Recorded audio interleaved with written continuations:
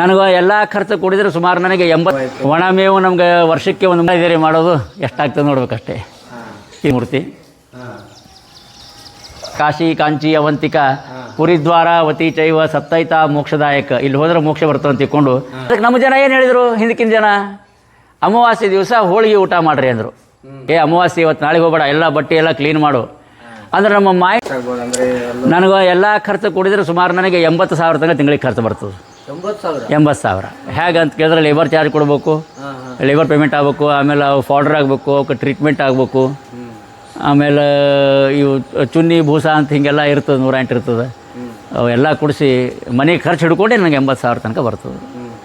So ಅದು manage ಆಗ್ತದೆ. ನಾನು ಹೇಳಿದ್ನಲ್ಲ ಒಂದಿಬ್ಬರು ಫ್ರೆಂಡ್ಸ್ ಇದ್ದಾರೆ ಹೆಲ್ಪ್ ಮಾಡ್ತಿರ್ತಾರೆ ಅಂತ. ಹಂಗೆ ಕಡಿಮೆ ಇದ್ದಾಗ ಅವ್ರಿಗೆ ಕೇಳ್ತಿರ್ತೀನಿ, ಕೇಳೋಕ್ಕಿಂತ ಮೊದಲೇ ಅವ್ರು ಕೊಟ್ಟಿರ್ತಾರೆ, ಹಾಗೇನು ತೊಂದರೆ ಇಲ್ಲ. ಇನ್ನೊಂದಿಬ್ಬರು ಫಾರ್ಡರ್ ಒಂದಿಷ್ಟು ಮಂದಿ, ಒಂದು 4-5 ಜನ ಇದ್ದಾರೆ ನಮ್ಮ ಆತ್ಮೀಯರು ಒಂದಿಷ್ಟು, ಅವರು ಫಾರ್ಡರ್ ತರಿಸ್ತಾರೆ ಒಂದಿಷ್ಟು. ಅಂದರೆ ನಮಗೆ ಈಗ ಚುನ್ನಿ ಭೂಸ ಬೇಕಾಗ್ತಿರ್ತದೆ, ಅವರು ಅದನ್ನು ಹೆಲ್ಪ್ ಮಾಡ್ತಿರ್ತಾರೆ ಕೆಲವೊಂದು ಸಲ. ಹಿಂಗಾಗಿ ಯಾವ ತೊಂದರೆನೂ ಇಲ್ಲ. ಇದು ಮೇವಿಂದ ಸರ್ ಒಣ ಮೇವು ಆಯಿತು. ಒಣ ಮೇವು ನಮ್ಗೆ ವರ್ಷಕ್ಕೆ ಒಂದು 3 ಲಕ್ಷ ರೂಪಾಯಿ ಒಣ ಮೇವು ಬೇಕು. 3 ಲಕ್ಷ ರೂಪಾಯಿ ಒಣ ಮೇವು ವರ್ಷಕ್ಕೆ 3 ಲಕ್ಷ ರೂಪಾಯಿ ಒಣ ಮೇವು ಬೇಕು. ಆಮೇಲೆ ಹಸಿ ಮೇವು ನಮ್ಮಲ್ಲಿ 3 ಎಕರೆ ಇದೆ, ಹಸಿ ಮೇವು ಅದ. ಆಮೇಲೆ ಅಪಾರ್ಟ್ ಫ್ರಮ್ ದಟ್ ಒನ್ ಈ ಚುನ್ನಿ ಮತ್ತು ಭೂಸ ಅಂತ ತಿಳ್ಕೊಂಡು, ಆಮೇಲೆ ಹಿಂಡಿ ಮೆಡಿಸಿನ್ಸು ಈ ಒಂದು 15 ಚೀಲ ಚುನ್ನಿ ಬೇಕಾಗ್ತದೆ ನಮ್ಗೆ ತಿಂಗಳಿಗೆ. 15 ಚೀಲ ಅಂದರೆ ಮತ್ತೆ ಒಂದು 16,000 ರೂಪಾಯಿ ಅದು ಆಗ್ತದೆ. ಟ್ರಾನ್ಸ್ಪೋರ್ಟೇಷನ್ ಅವೆಲ್ಲ ಕೂಡ 17,000 ರೂಪಾಯಿ. ಆಮೇಲೆ ಭೂಸ ಒಂದು 5-6 ರೂಪಾಯಿ, ಜಾಗ್ರಿ ಅಂತ ತಿಳ್ಕೊಂಡು ಇವೆಲ್ಲ ಬೆಲ್ಲ ಅವೆಲ್ಲ ಇಂಥವುಗಳಂತೆಲ್ಲ ತರಿಸಿದ ಒಂದು 20,000, ಲೇಬರ್ ಚಾರ್ಜ್ ಒಂದು 30,000, ಇಲ್ಲೇ 50,000 ಆಯಿತು.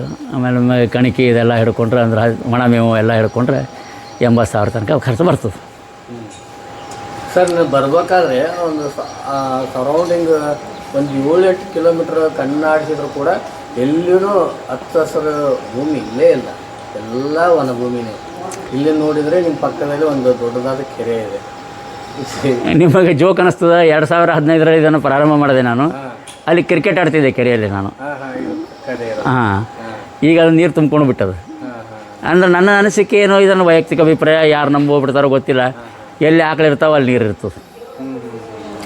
ಇದು ನನ್ನ ನಂಬಿಕೆ, ವಿಶ್ವಾಸ. ಯಾಕಂದ್ರೆ ನಾನು ಒಂದು 2-3 ಗೋಶಾಲೆಗಳು ನೋಡಿನಿ, ಅಲ್ಲಿ ನೀರು ಇಲ್ಲಾರ್ದವ್ರು ಆಕಳಲ್ಲಿ ಕಟ್ಟ್ಯಾರ, ಅಲ್ಲೂ ಕೂಡ ನೀರಿನ ಸೋರ್ಸ್ ಚಲೋ ಅದು. ನಿಮ್ಮ ಬೆಂಗಳೂರಿನಲ್ಲಿ ಕೂಡ ಆನಂದರಾವ್ ಸರ್ಕಲ್ನಲ್ಲಿ ಒಬ್ಬರು ಮನೆಯಲ್ಲಿ ಎಲ್ಲರಿಗೂ 300 ಫೀಟ್ 400 ಫೀಟ್ ನೀರು ಹತ್ತಿದ್ರೆ ಅವರಿಗೆ ಕೇವಲ 80 ಫೀಟಿಗೆ ನೀರು ಹತ್ತೇವೆ. ಇದು ನೀವು ಬೆಂಗಳೂರಿನಲ್ಲಿ ನೋಡ್ಬೋದು ಇದನ್ನು. ಅವರು ಕೂಡ ಒಳ್ಳೆ ಗೋಶಾಲೆಯನ್ನು ಮಾಡಿದ್ದಾರೆ, ಮನೆಯಲ್ಲೇ ಮಾಡ್ಕೊಂಡಿದ್ದಾರೆ ಅವರು. ಇದು ನಾವು ಹಾಂ, ಮನೆಯೊಳಗೆ. ಇದು ಗೋಮಂದಿರ ಕೂಡ ಅದ ಇಲ್ಲೊಂದು.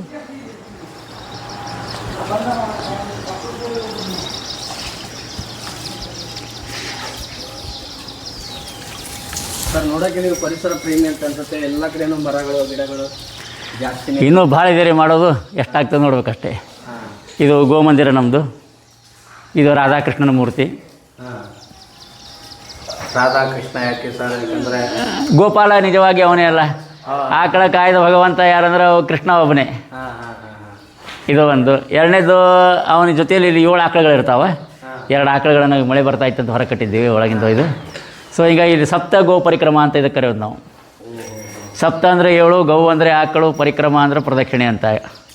ಒಂದು ಸಲ ಪ್ರದಕ್ಷಿಣೆ ಹಾಕಿದರೆ ನಾವು 14 ಭುವನಗಳು ಮತ್ತು 3 ಲೋಕಗಳಿಗೆ ಪ್ರದಕ್ಷಿಣೆ ಹಾಕಿದಷ್ಟು ಪುಣ್ಯ ಅಂತ ವೇದಗಳೆಲ್ಲ ಇದನ್ನು ಆ ಕಾನ್ಸೆಪ್ಟ್ ಇಟ್ಕೊಂಡು ಇದನ್ನು ನಾವು ಗೋಮಂದಿರ ಮಾಡಿದ್ದು.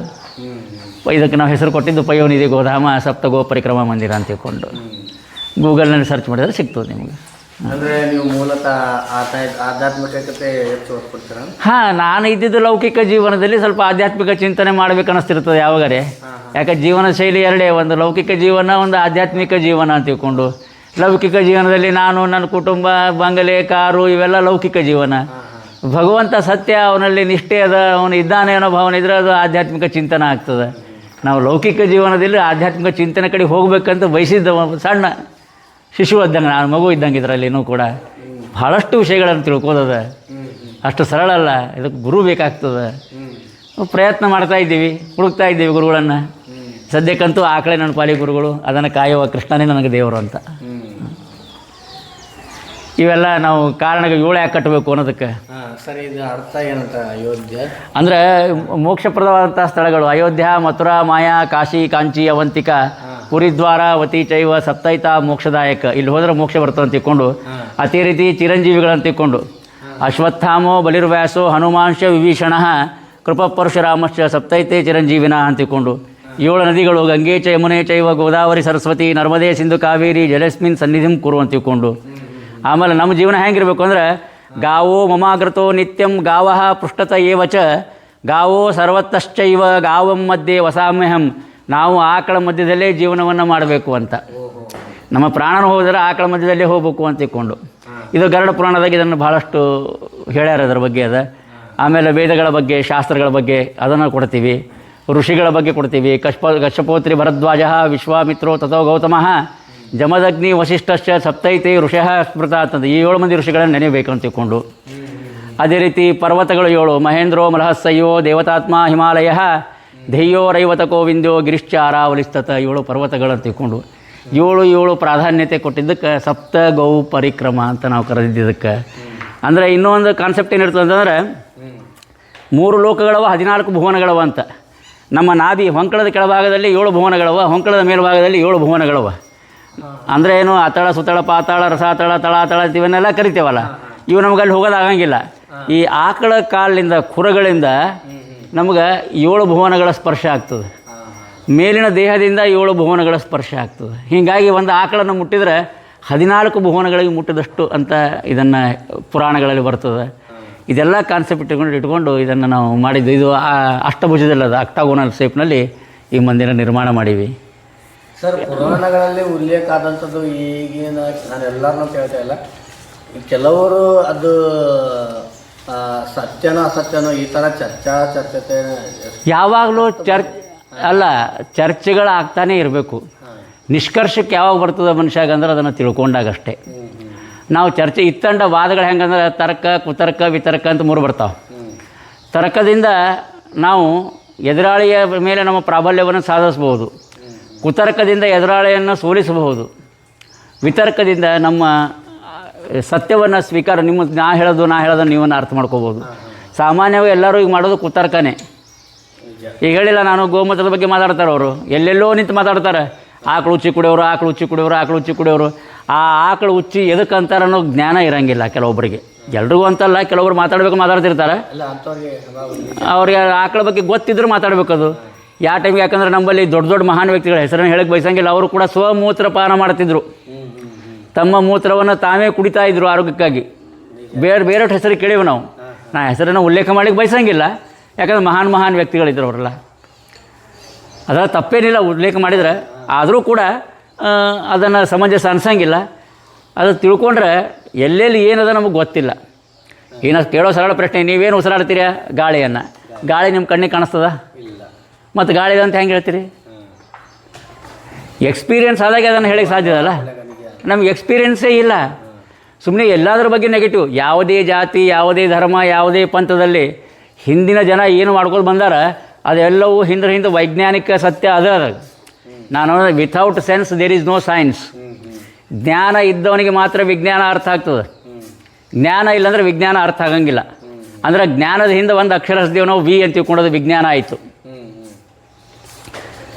ಅಂದರೆ ವಿಜ್ಞಾನ ಬೇಕಾಗಿತ್ತು ಅಂದ್ರೆ ಜ್ಞಾನ ಬೇಕೇ ಅಲ್ಲ. ಈಗ ನಾವು 9 ಗ್ರಹಗಳ ಬಗ್ಗೆ ಮಾತಾಡಬೇಕಾದ್ರೆ ಮಂತ್ರಗಳಲ್ಲಿ ಹೇಳ್ತೀವಿ, ಗ್ಯಾಲಕ್ಸಿ ಬಗ್ಗೆ ಮಂತ್ರಗಳಲ್ಲಿ ಹೇಳ್ತೀವಿ, ಅನಂತ ಕೋಟಿ ಬ್ರಹ್ಮಾಂಡ ನಾಯಕ ಅಂತ ಕರಿತೀವಿ, ಇನ್ಫೈನೈಟ್ ನಂಬರ್ ಆಫ್ ಗ್ಯಾಲಕ್ಸೀಸ್ ಅಂತ ತಿಳ್ಕೊಂಡು. ಈಗ ವಿಜ್ಞಾನ ರಿಸರ್ಚ್ ಮಾಡ್ತಾ ಇದ್ದಾರೆ. ಅಣುವಿನಲ್ಲಿ ನಾನಿದ್ದೇನೆ ಅಂತ ಗೀತೆಯಲ್ಲಿ ಕೃಷ್ಣ ಹೇಳ್ತಾನೆ. ಅಟಮವನ ಪದ ನಂಬಲ್ಲಿ ಗೊತ್ತಿತ್ತು. ವಿಮಾನ, ಪುಷ್ಪಕ ವಿಮಾನ ರಾವಣನ ಹತ್ರ ಇತ್ತು. ಆಗಿನ ಕಾಲಕ್ಕಿದ್ದ ಇವರೆಲ್ಲ ಮಾಡೋದು ರಿಸರ್ಚ್ ಕಂಡ್ರಿ. ಇದು ಬಿಟ್ಟು ಮತ್ತೊಂದು ಏನೂ ಮಾಡೋಂಗಿಲ್ಲ. ಸರ್ಚ್ ಮಾಡೋದಂತ ಯಾರು, ನಾನು ಸರ್ಚ್ ಮಾಡಿದ್ದೀನಿ ಅಂತ ಎದಿತಟ್ಟು ಹೇಳೋ ಗಂಡಸ ಯಾವನಿದ್ದಾನೆ? ಯಾಕಂದ್ರೆ ಅವನಿಗೆ ವೇದ, ಉಪನಿಷತ್ತು, ಪುರಾಣ, ಶಾಸ್ತ್ರ, ಧರ್ಮ, ನ್ಯಾಯ, ನೀತಿ, ಯಾವುದೇ ಧರ್ಮ ಇರಲಿ, ಯಾವುದೇ ಜಾತಿ ಇರಲ್ಲ, ತಮ್ಮ ಪೂರ್ವಜರು ಏನು ಮಾಡ್ಕೊಂಡು ಬಂದಾರ ಅದನ್ನು ತಿಳ್ಕೊಂಡ್ರೆ ಸಾಕು. ತಮ್ಮ ತಂದೆ ತಾಯಿ ಏನು ಮಾಡ್ಯಾರ ಅದನ್ನು ತಿಳ್ಕೊಂಡ್ರೆ ಸಾಕು. ಅವನು ಇತ್ತಂಡವಾದ ಹಾಕ್ಲಿಕ್ಕೆ ಹೋಗಂಗಿಲ್ಲ. ಇನ್ನೊತ್ತು ಕೆಲವೊಬ್ರು ಇರ್ತಾರೆ, ಇದರ ಅರ್ಥ ಎಲ್ಲವೂ ನಮಗೆ ಗೊತ್ತದ ಅಂತ ಅನ್ನಂಗಿಲ್ಲ.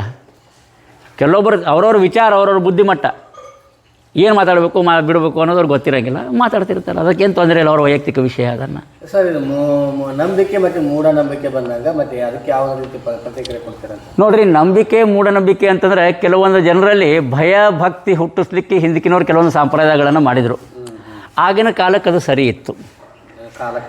ಕಾಲಕ್ಕೆ ತಕ್ಕಂಗೆ ಬದಲಾವಣೆಗಳಾಗಬೇಕು. ಬದಲಾವಣೆ ಕೂಡ ಆಕೋತ ಬಂದು ಈಗ ಮೊದಲಿನಂಗೆ ಸ್ಥಿತಿ ಇಲ್ಲ. ಭಾಳಷ್ಟು ಉದಾಹರಣೆಗಳನ್ನು ಕೊಡ್ಬೋದು ಇದಕ್ಕೆ. ಮೊದಲಿನ ಸ್ಥಿತಿಯೊಳಗೆ ಹೆಂಗಿತ್ತು ಆ ಜನ, ಈಗ ಉದಾಹರಣೆ ಹೇಳ್ಬೇಕಾಗಿದ್ರೆ ನಿಮ್ಮ ಮನೆಯೊಳಗೆ ನಿಮ್ಮ ಅಜ್ಜ ಮುತ್ತಜ್ಜ ಅವರು ಪ್ಯಾಂಟ್ ಶರ್ಟ್ ಹಾಕ್ಕೊಂಡಿಲ್ಲ, ಅವರು ಪಂಚೇನೋ ಏನೋ ಉಟ್ಕೊಂಡು ಜೀವನ ಮಾಡಿದವರು. ಈಗ ನೀವೆಲ್ಲ ಪ್ಯಾಂಟ್ ಶರ್ಟ್ ಹಾಕ್ಕೊಂಡು ಜೀವನ ಮಾಡ್ತೀರಿ. ಬದಲಾವಣೆ ಅಲ್ಲ. ಇಲ್ಲಿ ನಾವು ಮೂಢನಂಬಿಕೆ, ಧೋತ್ರ ಹುಡುಗೋದು ಮೂಢನಂಬಿಕೆ, ಪ್ಯಾಂಟ್ ಹಾಕೋದು ಆ ನಂಬಿಕೆ ಈ ನಂಬಿಕೆ. ಆಗಿನ ಸಮಯಕ್ಕೆ ಏನಿತ್ತು ಅದು ಸರಿಯೇ ಇತ್ತು. ಸಮಯ ಬದಲಾವಣೆಗಳಾದಾಗ ಮನುಷ್ಯ ಜ್ಞಾನದಿಂದ ವಿಜ್ಞಾನದ ಕಡೆ ಜಾಸ್ತಿ ಹೋದಂಗೆ ಸತ್ಯವನ್ನು ಬದಲಾವಣೆಗಳನ್ನು ತಿಳ್ಕೊತ ಬಂದ. ಅವಾಗೆಲ್ಲ ಮಾಡಿದ್ದು ತಪ್ಪು ಅಂತ ಹೇಳ್ತಾರೆ. ಈಗ ಉದಾಹರಣೆಗೆ ಹೇಳಬೇಕಾದ್ರೆ ನೀವು ಹುಣ್ಣಿಮೆಗೆ ಹೋಗಿ ಸಮುದ್ರ ದಂಡೆಯಲ್ಲಿ ನಿಂತ್ಕೊಳ್ರಿ, ಅಲೆಗಳು ಆನೆ ಗಾತ್ರದಷ್ಟು ಎತ್ತರ ಬರ್ತಾವೆ. ಅಮಾವಾಸ್ಯೆಗೆ ಹೋಗ್ರಿ, ಗ್ರೌಂಡ್ ಲೆವೆಲ್ ಬರ್ತಾವೆ. ಹೌದು. ಕಾರಣ ಏನು?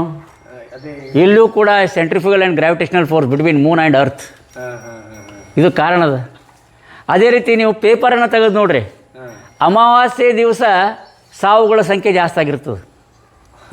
ಆಕ್ಸಿಡೆಂಟ್ ಆಗಿ 4 ಸಾವು, ಟ್ರ್ಯಾಕ್ಟರ್ ಉರುಳಿ 3 ಸಾವು, ಲಾರಿ ಹರಿದು 2 ಸಾವು, ಬೈಕ್ನಿಂದ ಬಿದ್ದು 3 ಸಾವು, ಇವೆಲ್ಲ ಸಾಮಾನ್ಯ ಅಮಾವಾಸ್ಯೆ ಸಮಯದಲ್ಲಿ ಪೇಪರ್ಗಳನ್ನು ತೆಗೆದು ನೋಡಿ. ಸಾಮಾನ್ಯ ಇನ್ ಜನರಲ್ ಆಗಿ ಹೇಳ್ತಾ ಇದ್ದೀನಿ ನಾನು. ಆ ಹುಣ್ಣಿಮೆ ಸನಿ ಬಂದಾಗ ಇವೆಲ್ಲ ಜಾಸ್ತಿ ಆಗಂಗಿಲ್ಲ. ಕಾರಣ ಏನು?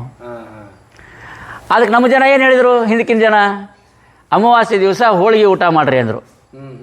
ಇದಕ್ಕೆ ನಾವು ಅಂತೀವಿ ಮೂಢನಂಬಿಕೆ. ಹೋಳಿಗೆ ಊಟ ಮಾಡಂತ ಯಾಕಂದ್ರು ಅವರು? ಮನೆಯಲ್ಲೇ ಇರಬೇಕು ಅಂತ ಹೇಳಿದರು. ಅಮಾವಾಸ್ಯೆ ಇವತ್ತು ನಾಳೆಗೆ ಹೋಗಬೇಡ, ಎಲ್ಲ ಬಟ್ಟೆ ಎಲ್ಲ ಕ್ಲೀನ್ ಮಾಡು ಅಂದ್ರೆ ನಮ್ಮ ಮೈಂಡ್ ಡೈವರ್ಟ್ ಆಗಬಾರ್ದು ಅಂತ ತಿಳ್ಕೊಂಡು. ಸಿಹಿ ತಿನ್ನೋದ್ರಿಂದ ದೇಹದಲ್ಲಿ ರಕ್ತ ಸಂಚಾರ ಕರೆಕ್ಟ್ ಇರ್ತದೆ. ಸಿಹಿ ತಿನ್ನಂದ್ರೆ ಯಾರೂ ತಿನ್ನಂಗಿಲ್ಲ. ಅದಕ್ಕೊಂದು ಹೋಳಿಗೆ ರೂಪದಾಗ ಕೊಟ್ಟರು, ಹೋಳಿಗೆನ ತಿನ್ನಿರಿ, ನಿಮ್ಮ ಆರೋಗ್ಯ ಸರಿಯಾಗಿರ್ತದೆ, ನಿಮ್ಗೆ ಯಾವ ತೊಂದರೆಗಳಾಗಂಗಿಲ್ಲ ಅಂತ ತಿಳ್ಕೊಂಡು. ಅದಕ್ಕೆ ಅಮಾವಾಸ್ಯೆ ದಿವಸ ಹೋಳಿಗೆ ಮಾಡೋಂಥ ಪ್ರತಾಪ ಬಂತು. ಇಲ್ಲಿ ನಂಬಿಕೆ ಅಪನಂಬಿಕೆ, ಯಾವುದೋ ಒಂದು ಜನ ಮಾಡ್ತಾರೆ, ಯಾವುದೋ ಒಂದು ಜನ ಮಾಡೋಂಗಿಲ್ಲ, ನೆವರ್ ಆ ರೀತಿ ಅಲ್ಲ. ನಿಮ್ಗೆ ಸರಿ ಅನಿಸಿಲ್ಲಲ್ಲ, ಅದ್ರ ಬಗ್ಗೆ ತಿಳ್ಕೊಳ್ರಿ. ತಿಳಿಲಿಲ್ಲಲ್ಲ, ಅದು ತಪ್ಪು ಅನ್ನೋದು ನೀವು ಮಾಡೋದು ಬಿಟ್ಬಿಡ್ರಿ.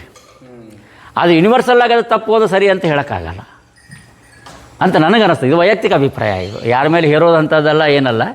ನನಗದು ಎಲ್ಲದಕ್ಕೂ ನಾವು ಅದ್ರ ಬಗ್ಗೆ ತಿಳ್ಕೊಳಿಕ್ಕೆ ಪ್ರಯತ್ನ ಮಾಡಬೇಕು. ಅದ್ರಾಗ ಏನು ತೊಂದರೆ ಇಲ್ಲ. ತಿಳಿದ ಮೇಲೆ ತಪ್ಪಿದ್ರೆ ತಪ್ಪು ಅನ್ನಬೇಕು, ಸರಿ ಇದ್ರೆ ಸರಿ ಅನ್ನಬೇಕು. ಮತ್ತು ಇದನ್ನೇ ಕೇಳಿ ಇವ್ರು ಹಿಂಗಂದ್ರೆ ಪ್ರೂಫ್ ಹೇಳ್ತಾರೇನು ಇವರು, ಹಾಗಲ್ಲ ಮಾತನ್ನ ಹೇಳೋದು. ನನ್ನ ವಿಚಾರಕ್ಕೆ ಎಷ್ಟು ತಿಳಿತದೋ ನಾನು ಅದ್ರ ಬಗ್ಗೆ ಮಾತಾಡ್ತೀನಿ. ಮೊದಲು ಪ್ರತ್ಯಕ್ಷ ಕಂಡರೂ ಪ್ರಮಾಣಿಸಿ ನೋಡು ಅಂತ. ಅದನ್ನು ಪ್ರಮಾಣಿಸಿ ನೋಡಬೇಕು. ತಪ್ಪು ಅನಿಸಿತ್ತಂದ್ರೆ ತಪ್ಪು ಅಂತ ಹೇಳ್ಬಿಡ್ಬೇಕು. ಯಾರಾದರೂ ಸರಿ ಅಂತ ಹೇಳ್ತಿದ್ರೆ ಅದನ್ನು ಸ್ವೀಕಾರ ಮಾಡೋದನ್ನು ಕಲಿಬೇಕು. ಈಗ ನಾವೊಂದು ವಿಷಯ ಹೇಳ್ತೀನಿ, ಇದಕ್ಕೆ ನಿಮ್ಮಲ್ಲಿ ಪುರಾವೆಗಳಿವೇನಾ, ಸಾಕ್ಷಿ ಇದೆನಾ, ಪ್ರೂಫ್ ಇದೆನಾ ಅಂತ ಕೇಳಿದಾಗ ನನಗೆ ಅದು ಹೇಳಿಕ್ಕೆ ಬರ್ತಿತ್ತು ಅಂದ್ರೆ ಅದು ಸರಿ. ನನಗೆ ಅದ್ರ ಬಗ್ಗೆ ಜ್ಞಾನನೇ ಇಲ್ಲ. ನೀವು ಏನೋ ಒಂದು ಪ್ರಶ್ನೆ ಕೇಳಿದ್ರೆ ನಾನು ಏನೋ ಒಂದು ಉತ್ತರ ಹೇಳಿದ್ರೆ ಅದು ಸಮಾಜ ಪ್ರಶ್ನೆನೂ ಅಲ್ಲ, ಹೇಳೋಂಥ ಪರಸ್ಪರ ಪೂರಕವಾದಂಥ ಉತ್ತರನೂ ಅಲ್ಲ ಅಂತ ನನಗನ್ನಿಸ್ತು.